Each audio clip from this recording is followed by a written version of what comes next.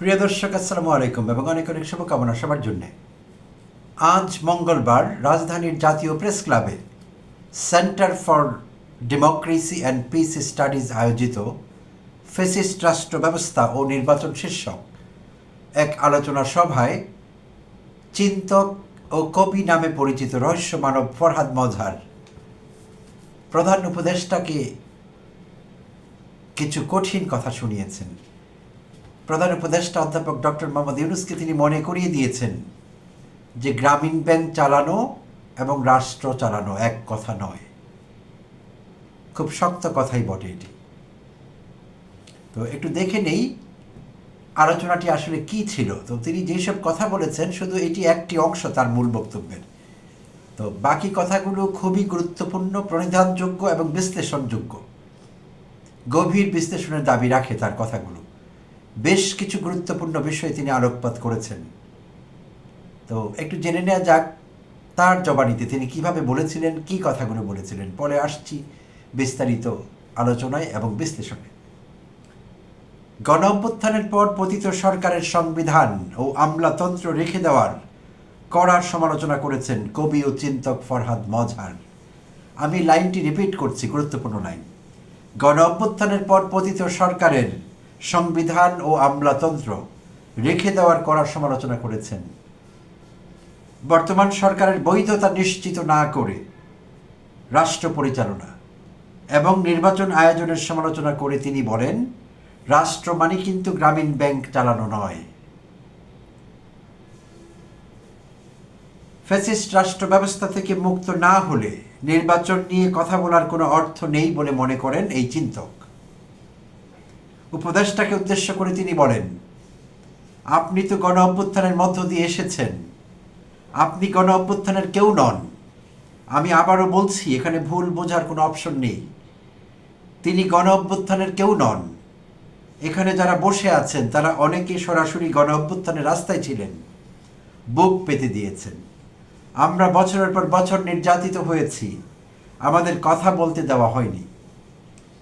এরপরও অধ্যাপক ইউনূসের অন্তর্বর্তী সরকারকে গ্রহণ করা হয়েছে এবং কোনো বিরোধিতা করছেন না উল্লেখ করে ফরহাদ মজহার বলেন, কিন্তু তিনি ইউনূস সাহেব গণ অভ্যুত্থানের অভিপ্রায় বুঝেননি।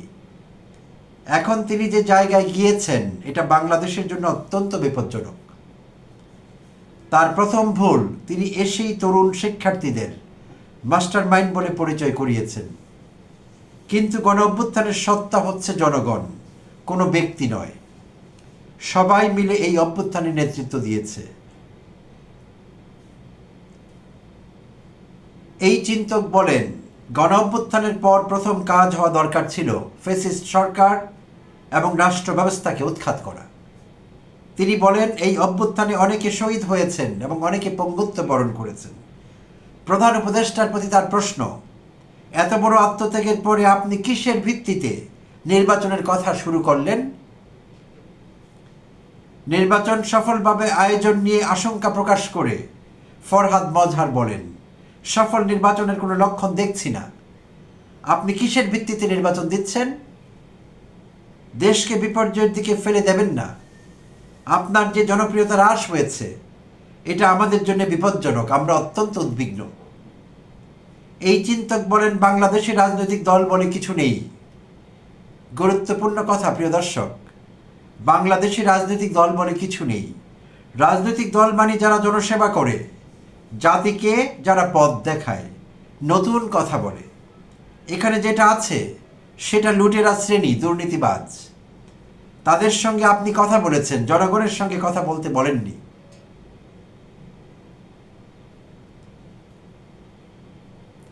শেখ হাসিনার সংবিধান রেখে সে সংবিধানের অধীনে শপথ নেওয়ার সমালোচনা করে ফরহাদ মজহার বলেন, আপনি একটা অবৈধ সরকার। তবে অবৈধ সরকার বলার মানে এই না যে আমরা আপনাকে চাই না। এর মানে হচ্ছে আপনার প্রথম কাজ নিজের বৈধতা নিশ্চিত করা। গুরুত্বপূর্ণ কথা প্রিয় দর্শক। প্রধান উপদেষ্টাকে উদ্দেশ্য করে ফরহাদ মজহার আরও বলেন, আমরা অপেক্ষা করেছি আপনার যেন মতি হয়, আপনি যেন রাজনীতি কাকে বলে এটা বোঝেন, আইন কাকে বলে বুঝেন, কারণ রাষ্ট্র মানে কিন্তু গ্রামীণ ব্যাংক চালানো না। জাতীয় ঐকমত্য কমিশনের গঠনের সমালোচনা করে ফরহাদ মজহার বলেন, জনগণ কি চায়, নতুন গঠনতন্ত্র চায় কিনা, কিন্তু জনগণকে বঞ্চিত করে মাফিয়া শ্রেণীর সঙ্গে কথা বলছেন।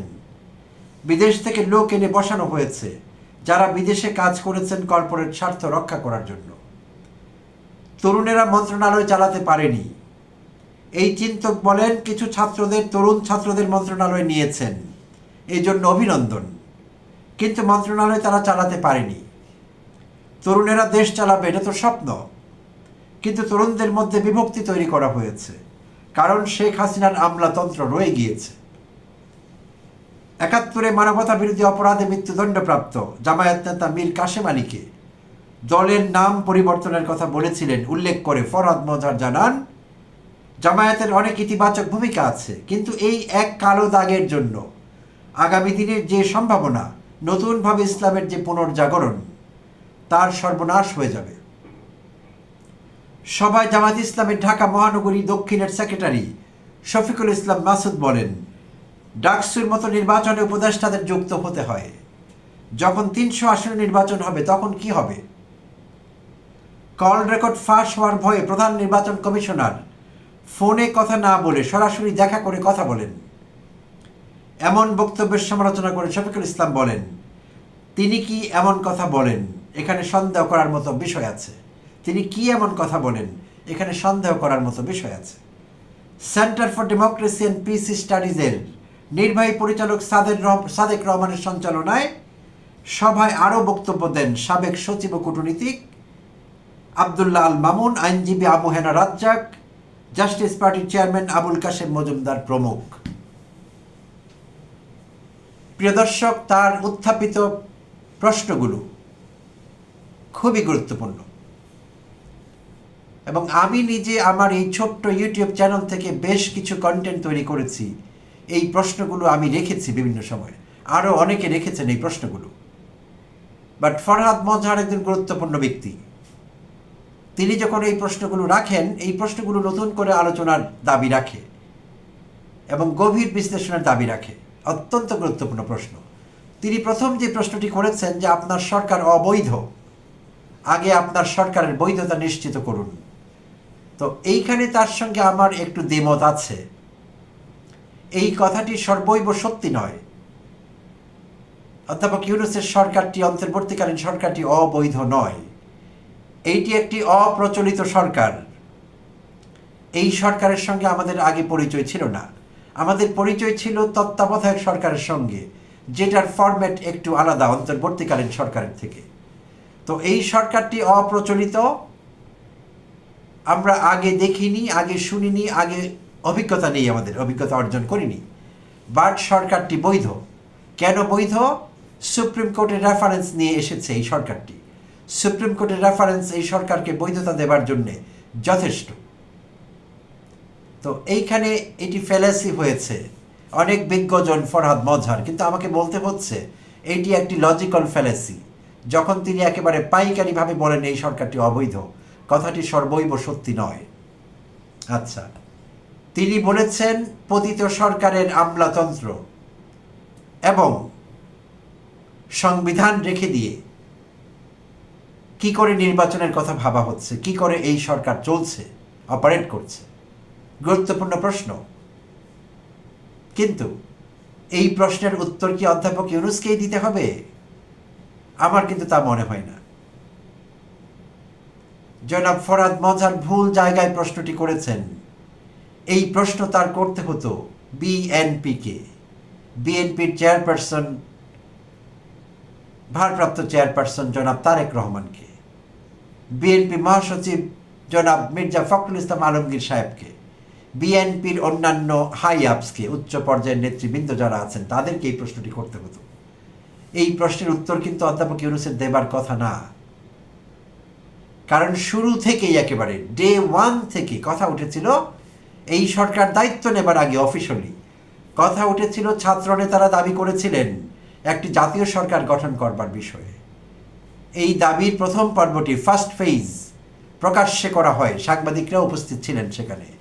দ্বিতীয় দফায় মির্জা ফখরুল ইসলাম আলমগীর সাহেবের বাসা থেকে সম্ভবত এই দাবিটি করা হয়। তারেক রহমান ভার্চুয়ালি যুক্ত হন সেই অনুষ্ঠানে সবাই। তারেক রহমান জাতীয় সরকারের আইডিয়ার বিরোধিতা করেছেন, অর্থাৎ বিএনপির বিরোধিতার কারণে জাতীয় সরকারের কনসেপ্টটি প্রতিষ্ঠিত হয়নি। তো ফরহাদ মজহার ওদিকেই ইঙ্গিত করছেন, কারণ এই সংবিধান তখনই ভেঙে দেয়া যেত, আমলাতন্ত্রকে তখনই দুর্বল করে তছনছ করে দেয়া যেত যদি একটি জাতীয় সরকার হতো। একটি জাতীয় সরকার হাজারটি সমস্যার সমাধান করতে পারত, কিন্তু হয়নি। তারেক রহমান নিজের বুদ্ধি থেকে জাতীয় সরকারের আইডিয়ার বিরোধিতা করেছেন, না অন্য কেউ তাকে অ্যাডভাইস করেছে, এটি জানবার সুযোগ আমাদের আপাতত নেই। তো আরেকটি কারণ হতে পারে, তারেক রহমানকে এই আইডিয়া হয়তো দেওয়া হয়েছে বা তিনি নিজে থেকে ভেবেছেন যে বিএনপির অনেক জনপ্রিয়তা, বিএনপি একটি বিশাল দল, তৃণমূল পর্যন্ত তাদের সংগঠন আছে। তো তিনি ধরেই নিয়েছিলেন যে যেন তেন করে যত তাড়াতাড়ি সম্ভব একটি নির্বাচন হলে বিএনপি ল্যান্ডস্লাইড ভিক্টরি নিয়ে আসবে, ভূমিধর জয় হবে বিএনপির, ব্রুট মেজরিটি নিয়ে আসবে। তাই কারোর সঙ্গে কোনো কোয়ালিশন করা, জাতীয় সরকার করা, এইসব বন্দোবস্তে যাবার কোনো দরকার নেই। এই সেলফ কনফিডেন্স থেকে, হাই লেভেল সেলফ কনফিডেন্স, যা মাঝে মাঝে হার্মফুল, তিনি জাতীয় সরকারের আইডিয়ার বিরোধিতা করেছিলেন, সেই কারণে হয়নি। যাক, হয়নি ভালো কথা। প্রচলিত সিস্টেমের উপরেই সুপ্রিম কোর্টের রেফারেন্স নিয়ে অন্তর্বর্তীকালীন সরকার হাসিনার উচ্ছিষ্ট শাহাবুদ্দিন চুপ্পু রাষ্ট্রপতি, তার আন্ডারে অধ্যাপক ইউনূসকে এবং তার সরকারকে শপথ নিতে হয়েছে। তো তারপরে অনেকবার এই সংবিধান বাতিল করবার কথা উঠেছে। সেটি সম্ভব ছিল, রাষ্ট্রপতি চুপ্পুকে কাজে লাগানো যেত এই কাজে, এই বিষয়ে, কিন্তু যায়নি। যখনই সংবিধান সংশোধনের কথা উঠেছে, বিএনপি তেলে বেগুনে জ্বলে উঠেছে এবং বিএনপির পক্ষ থেকে জোরালো বিরোধিতা হয়েছে যে এই সংবিধানে হাত দেওয়া যাবে না, এই সংবিধান ধর্মগ্রন্থ, হাত দিলে ধর্ম অবমাননা হবে, ৭১ পচে যাবে, মুক্তিযুদ্ধ শেষ হয়ে যাবে। এর চেয়ে বাজে কথা, এর চেয়ে ভয়ঙ্কর কথা রাজনীতিতে আর কিছু হতে পারে না। পৃথিবীর সব গুরুত্বপূর্ণ দেশগুলোতে সংবিধান অসংখ্যবার পরিবর্তন হয়েছে, কমপ্লিটলি রিপ্লেস করা হয়েছে সংবিধানকে অসংখ্যবার। তারা কেউ সংবিধানকে ধর্মগ্রন্থ মনে করেনি। সংবিধান মানুষ রচিত, মানব রচিত, মানুষের প্রয়োজনে, আবার মানুষের প্রয়োজনে সেটি রিপ্লেসমেন্ট হবে, প্রতিস্থাপন হবে, অল্টারেশন হবে, সব রকমের পরিবর্তন করা যাবে সংবিধানে, করা হয়েছেও। বিএনপি এবং আওয়ামী লীগ কে সংবিধানকে কাটা ছেঁড়া করতে ছেড়েছে? কারা সংবিধানকে অটোপসি করেনি, ময়না তদন্ত করেনি, ডিসেক্ট করেনি, বাইসেক্ট করেনি, মাল্টিসেক্ট করেনি? কারা করেনি? দুই দলই করেছে, বিএনপি করেছে, আওয়ামী লীগও করেছে। তো সেই বিএনপির সংবিধানের জন্য যখন মায়া কান্না দেখলাম আমরা, তখন আমাদের সেই বাংলা বাগধারার কথা মনে পড়ে গেল, মাছের মায়ের পুত্র শোক। তো বিএনপি মাছের মায়ের পুত্র শোক দেখালো আমাদের। সংবিধান সর্বনাশ, ওটার নাম নেবেন না আপনারা কেউ, নাম নেয়া পর্যন্ত নিষেধ। যেমনি নিষেধ করা আছে বা নিষিদ্ধ আছে গ্রামে, এখন নেই, আগে ছিল আর কি, ভাসুর এবং স্বামীর নাম নিতেন না মহিলারা, অশুভ হয়। তাহলে ঠিক একইভাবে বিএনপি আমাদের মনে করিয়ে দিল সংবিধানের নাম নেওয়া যাবে না, পরিবর্তনের তো প্রশ্নই ওঠে না। শাহাবুদ্দিন চুপ্পুকে রিপ্লেস করবার কথা উঠেছিল, অনেকবার দাবি উঠেছিল ছাত্র জনতার পক্ষ থেকে। বিএনপি আবারও এসে বিরোধিতা করলো, না না, এটি করা যাবে না, সাংবিধানিক ধারাবাহিকতা নষ্ট হবে, অস্থিতিশীল হবে দেশ, এই হবে সেই হবে, হাজারো রকমের কথা, অথচ কিছুই হতো না। বিএনপি সহযোগিতা করবার দরকার ছিল না, চুপ থাকলেই কাজটি হয়ে যেত, আমরা মুক্তি পেতাম অনেক কিছু থেকে, অনেক ডিস্টার্বিং এলিমেন্ট থেকে। সেটি হতে পারেনি। তাই প্রশ্নগুলো ভ্যালিড, ফরহাদ মজহার সাহেবের প্রশ্নগুলো অত্যন্ত ভ্যালিড, তিনি যেসব প্রশ্ন করেছেন, কিন্তু ভুল লোকের কাছে তিনি প্রশ্নগুলো রেখেছেন। এই প্রশ্নগুলো তাকে রাখতে হতো বিএনপির কাছে, আমি আবারও বলছি, এবং বিএনপির ভারপ্রাপ্ত চেয়ারম্যান এবং মহাসচিবের কাছে। ভুল লোককে তিনি এই প্রশ্নগুলো করেছেন, নিশ্চিতভাবে বলা যায়। আর তিনি যে ঐকমত্য কমিশনের কথা বলেছেন, যে বিদেশ থেকে উড়িয়ে আনা হয়েছে, তারা ওখানে কর্পোরেট স্বার্থ রক্ষা করতেন, বিষয়টি আমি আবারও বলছি একেবারেই সঠিক নয়। তথ্যটি অধ্যাপক আলী রিয়াজ অধ্যাপনা করতেন। জাতীয় ঐকমত্য কমিশনের যিনি ভাইস চেয়ার, তিনি যুক্তরাষ্ট্রে অধ্যাপনা করতেন। তিনি কর্পোরেট স্বার্থ দেখতেন না, তিনি পড়াতেন। আর কার কথা তিনি বলছেন আমি জানি না। বিদেশ থেকে তো ঐকমত্য কমিশনের ভাইস চেয়ার সবচেয়ে গুরুত্বপূর্ণ ব্যক্তি অধ্যাপক আলী রিয়াজ। ঐকমত্য কমিশন যতটুকু এই বিষয়টির সঙ্গে যুক্ত, তো সেই তথ্যটি সঠিক ছিল না। আর অন্যান্য কিছু বিষয়ে তিনি কথা বলেছেন, এই সব প্রশ্নের উত্তর অধ্যাপক ইউনূসের কাছে নেই, আসলে থাকবার কথা না। এটি তার জানবার কথা, তার মতো লোকের এগুলো জানবার কথা না, এরকম না।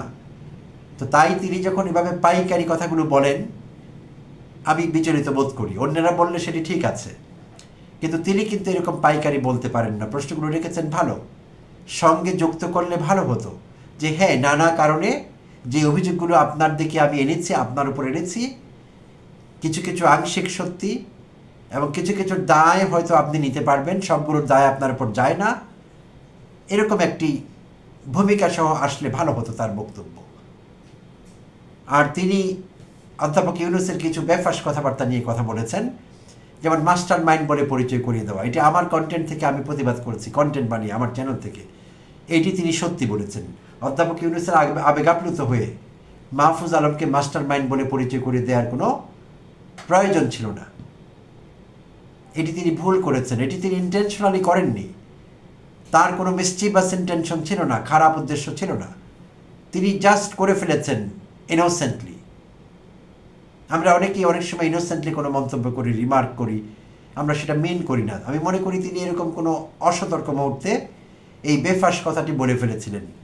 কখনোই মাহফুজ আলম এককভাবে এই গণ অভ্যুত্থানের কিংবা গণবিপ্লবের মাস্টার মাইন্ড ছিলেন না। আর এখানে একক কোনো মাস্টার মাইন্ডের প্রশ্নই আসে না। এই আন্দোলন ছিল কোটা আন্দোলন, যা কিনা হাসিনার এক রোখা আচরণের কারণে, হাসিনার চূড়ান্ত স্বৈরাচারী মনোভাবের কারণে এক দফায় রূপান্তরিত হয়। হাসিনা তুই কবে যাবি? তাই এটি কোনো প্রি প্ল্যান কিছু না, এটি কোনো মেটিকিউলাস ডিজাইন না। যদিও এই বিষয়ে অনেক পানি অনেকে ঘোরা করবার চেষ্টা করছেন বহুদিন থেকে, মোটেই এটি মেটিকিউলাস ডিজাইন না। অধ্যাপক ইউনূসের ওটি ছিল আরেকটি অপ্রয়োজনীয় মন্তব্য, সেটিও তিনি অসতর্ক মুহূর্তে করে থাকবেন। কখনোই এটি মেটিকিউলাস ডিজাইন ছিল না, কখনোই না। তাহলে কোটা আন্দোলন এক দফায় রূপান্তরিত হতে পারে না। সো সেটি technically wrong and practically impossible, হতে পারে না সেটি। তো এই বেফাস কথাবার্তাগুলো তিনি বলেছিলেন, এগুলো সত্যি না। আর তিনি হার্ম করবার উদ্দেশ্যে বলেননি, আমি আবারও বলছি, ইনোসেন্টলি তিনি এই মন্তব্যগুলো করেছিলেন। তাই সেই মন্তব্যগুলো নিয়ে বেশি ঘাটাঘাটি না করলেও হয়, কিন্তু অনেকে আছেন এগুলো নিয়ে ঘাটাঘাটি প্রতিদিনই করছেন, অপ্রয়োজনীয়, সময় নষ্ট সবার জন্যই। প্রিয় দর্শক, এইটুকুই ছিল ফরহাদ মজহারের বক্তব্য অ্যানালাইজ করা, আপনাদের সঙ্গে শেয়ার করা। ধন্যবাদ সবাইকে, ভালো থাকবেন।